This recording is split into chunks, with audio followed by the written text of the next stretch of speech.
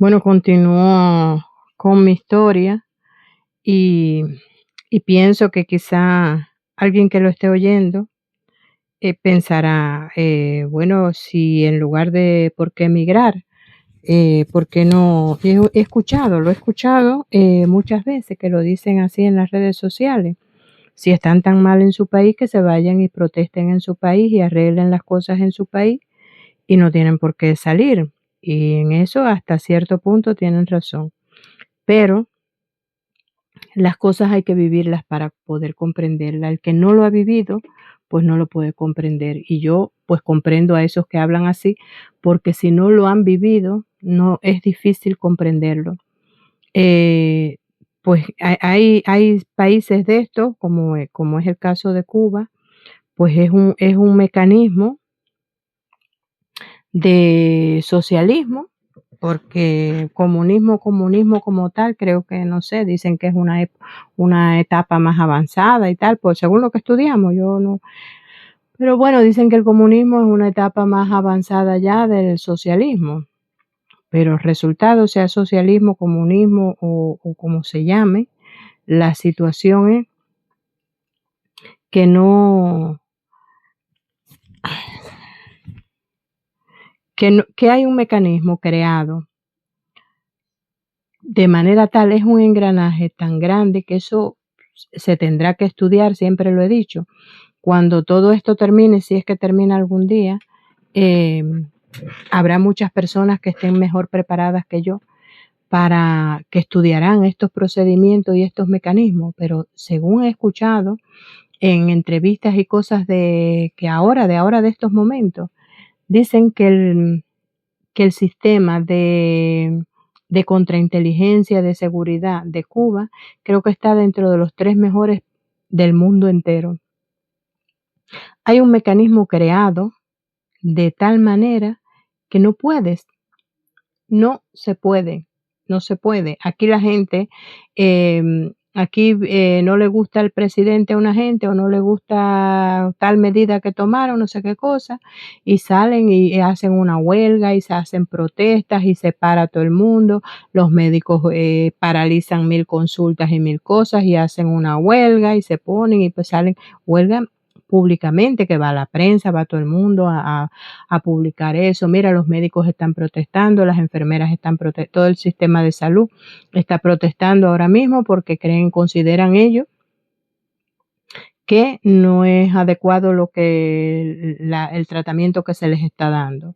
Yo entro a un hospital a cuidar a una persona y yo no me canso de celebrar, yo digo, Dios mío, qué diferencia tan abismal entre un hospital de aquí y un hospital de Cuba.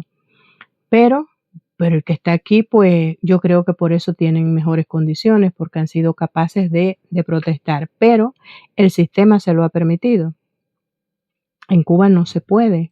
En Cuba no puedes ni siquiera tener un mal día un día y decir, uff, no me gusta esto que está pasando, lo que sea. No puedes, porque a partir, a partir de esos tiempos que se empezó a poner tan malo, ellos supusieron, creo que es así como se dice, o dieron por sentado que habría personas que empezarían a protestar.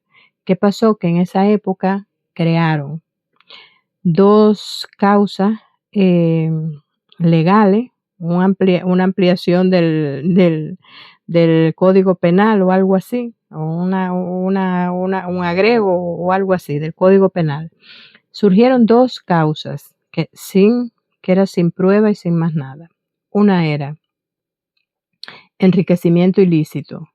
Si a alguien se le ocurría que se le pasara por la cabeza que alguien tenía un poquitico de más de lo que realmente ellos consideraban que podías tener, pues te podían llevar a un juicio y juzgarte por enriquecimiento ilícito. Tú no puedes tener más que el vecino y el otro de alrededor porque puedes crear envidia o molestia entre la comunidad. Entonces, pues te podían juzgar por enriquecimiento ilícito. Si no tenías cómo probar que tú habías sido más inteligente que otros y habías creado una manera de sobrevivir un poquito más alto o en otros casos, había personas que tenían muchos familiares fuera del país que estaban en muy buena posición económica y simplemente los ayudaban de alguna manera. Pues si te levantabas un poquito más arriba, pues enriquecimiento ilícito y 6 meses de cárcel. Eso era así, eso sin tener, prueba ni nada, no habías hecho nada, no te podían probar que hubieras robado, no te podían probar nada. Tenías un poquito más de lo que debías tener y 6 meses de cárcel. Y la otra ley, que también era parecida, era la peligrosidad. Si había alguien en un barrio, en una zona, que en ese momento no estaba trabajando, porque en esa época se volvieron muchas personas un poco rebeldes, y entonces se rebelaron contra la miseria que estaba pasando, entonces simplemente dejaron de trabajar. O si le tocaba empezar a trabajar, pues no querían trabajar. ¿Por qué?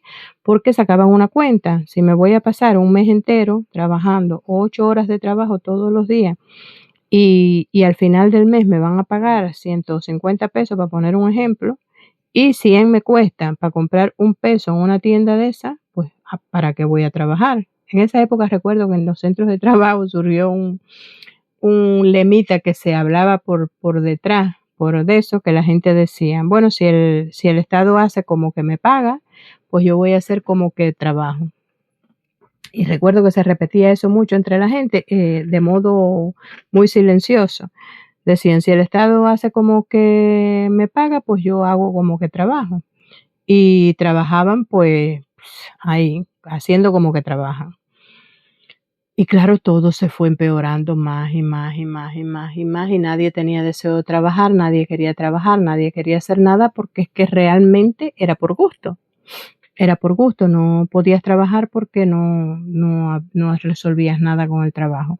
Entonces, ¿qué pasó? Que, por ejemplo, en el caso de Puerto Padre, había, por ejemplo, lo que aquí le llaman los autobuses urbanos, allí eran guaguas locales. En Puerto Padre había como, no recuerdo, como 4 o 5 rutas de guaguas locales. Unas pasaban por un sitio, otras daban la vuelta por otra, unas, casi todas iban al hospital. Es medio parecido al sistema que hay aquí en Albacete, que casi todos los autobuses, casi todos pasan por el Hospital General, por el Perpetuo Socorro, por los 2 hospitales que hay y esas cosas, porque bueno, pues, por dar acceso un poco a esos sitios que son más de necesidad. Y en Puerto Padre, pues pasaba algo más o menos parecido. Casi todas las rutas llegaban hasta el hospital, pasaban por la terminal de ómnibus para las personas que venían de otros sitios y llegaban hasta la terminal, tenían que ir hasta el hospital, pues les hacía la combinación ahí, se bajaban de una, se montaban en la otra y llegaban hasta el hospital. Las personas de fuera de Puerto Padre, que tenían citas con los médicos de especialidades y todas esas cosas, tenían que ir al Hospital General, que estaba en las afueras de la ciudad. Y entonces, pues tenían que cogían sus guaguas locales y ya está. ¿Qué pasó? Que con toda esta miseria y esta necesidad que fuimos cayendo, pues un día, pues se rompió una ruta, se rompió el autobús o la guagua, se rompió. Entonces, esa línea ya se rompió, esa ruta. Pues la llevaban para los talleres que tenían del estado, y cuando llegaban allí, pues ahí como un difunto, sí, está rota, pero necesita tal pieza o la otra y vamos a pedirla a ver cuándo llega. Claro, la pieza nunca llegó. Y ahí, pues esa guagua se quedaba ahí montada en uno de estos a medida que se iba pudriendo, se iba deteriorando, porque imagínate tú, una cosa ahí, metían un taller ahí por tiempo, pues se fue deteriorando, se acabó la ruta esa y nunca se repuso, se rompió la otra de la otra ruta y la misma situación. De esa manera, para no hacer la historia tan larga, se fueron acabando todas las rutas de guagua. ¿Qué pasó?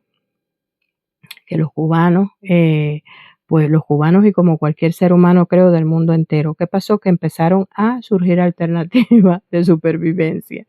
¿Qué pasó? Que empezaron la gente que tenían caballo, dijeron, no hay guagua, pues yo voy a ver Y entonces empezaron a hacer como los coches de caballo, que le llaman aquí, que son como un atractivo turístico, que en la feria de Sevilla, en la feria de aquí de Albacete y todas esas cosas, vienen los coches con sus caballos, como un atractivo turístico, porque es lo que no existe normalmente, habitualmente en todos los días. Pues allí surgió como una alternativa a los autobuses y tengo que dejarlo porque se me acaba el tiempo.